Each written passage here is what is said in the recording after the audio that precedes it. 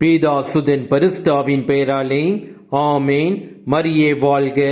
இன்றைய வார்த்தை, நான் ஆண்டவரின் அடிமை, சொற்படியே எனக்கு நிகழட்டும்.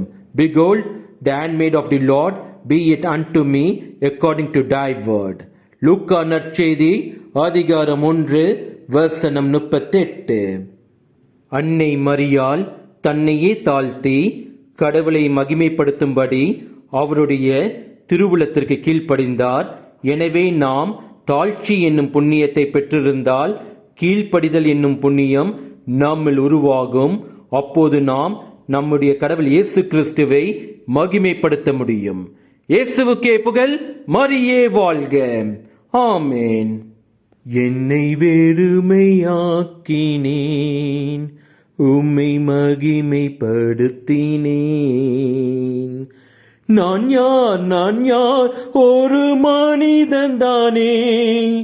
நான் யார் வெறும் களிமண்தானே. நான் யார் ஒரு மனிதன்தானே. நான் யார் வெறும் களிமண்தானே. நான் யார் வெறும் களிமண்தானே. நான் யார் வெறும் களிமண்தானே. என்னை வெறுமையாக்கினேன்,